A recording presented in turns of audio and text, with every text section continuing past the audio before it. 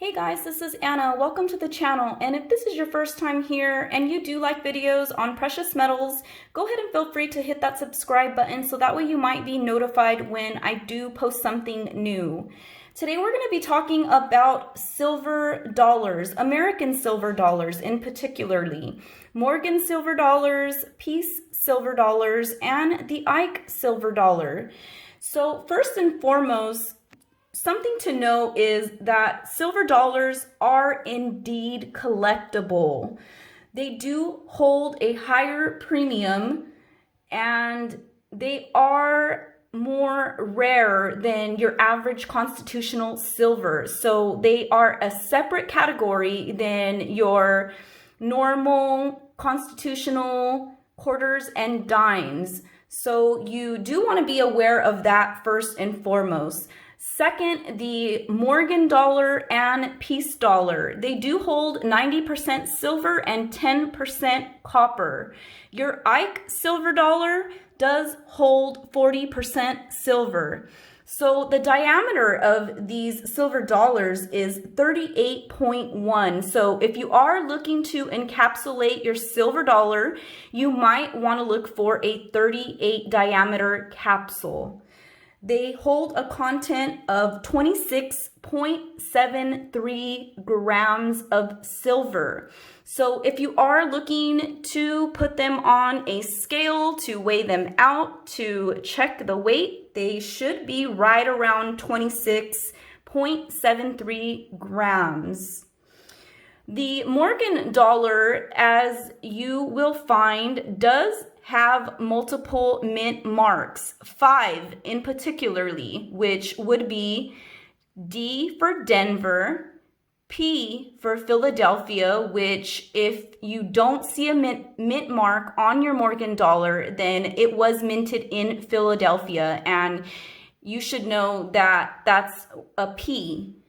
The New Orleans, which is an O, for example, this one does have that O mint mark right on the bottom of that wreath there, right at the bottom of the coin on top of the D and the O on the word dollar.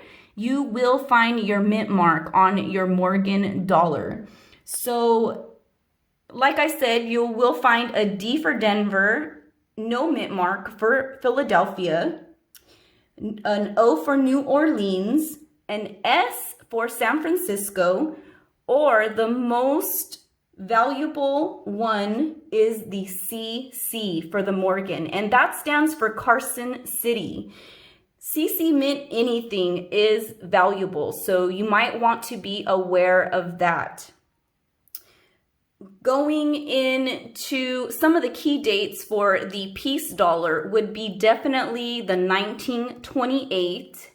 That is a key date for the Peace dollar, as well as the 1921. So if you see a 21 or a 28 in a Peace dollar, you might want to check it out or double check it.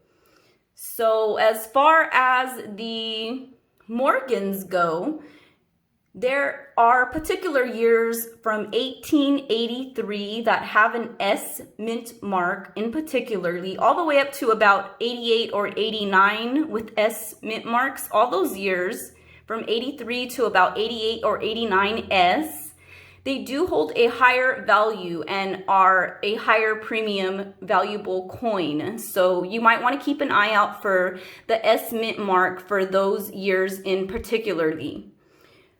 Another thing about the Morgan is the first year of the make of the Morgan is 1878, as you may or may not know.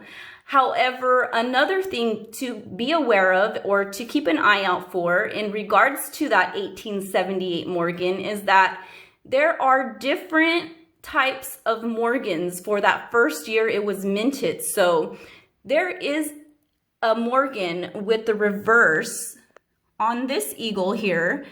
As you can see, the eagle has tail feathers right on the bottom of the arrows and the peace branch that it's holding in its feet. It does have tail feathers there. The common tail feather for the 1878 is the 7 tail feather. It's the common one. The rare one is the 8-tail feather, and it is highly sought out by collectors. And the story goes that the artist of the Morgan that created the design originally did make the design with an 8-tail feather eagle. However, somewhere down the line, someone said the eagle does not have an even amount of tail feathers, but an odd amount. So they decided to change the Morgan's reverse of the eagle from 8 tail feathers to 7 tail feathers. So you can still indeed find the 8 tail feather Morgans out there. They are a bit more rare, and when you do find them, they are for sure a higher premium.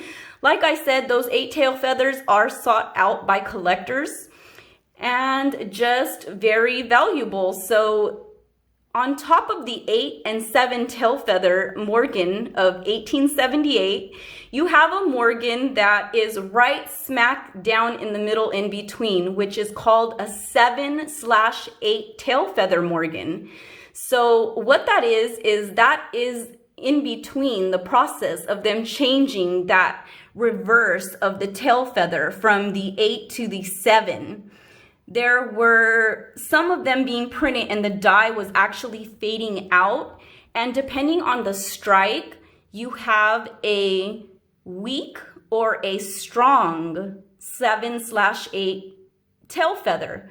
So what a weak would be is if you can see the 7 stamped on top of the 8, but maybe just a shadow of it from underneath, and a strong strike of a 7/8 tail feather would be more like a more dominant strike. So you would actually see the strike in the background of the 8 and the 7 almost on the bottom of each other. So, and really dominantly. So those are some fun things to just kind of be aware of.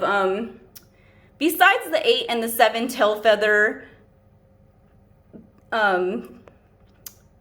fact of the design of the first Morgan, you can also find VAM on your slab. So you can find VAM / and a number, VAM 21 or VAM 30 or VAM whatever number. And what that is that is a particular, I guess you would say, error on the coin. So for example, you would see that there is a long arrow in his foot versus a regular size arrow. And that would be, for example, I'm not saying it is, but if they had it as VAM 21, then that is particularly what that number means, is it's in regards to a long arrow shaft or whatever they might, be referring to. So those are some things that you might want to just take into consideration about your silver dollars as you're collecting them. I do want to wish everybody a very Merry Christmas and a prosperous New Year.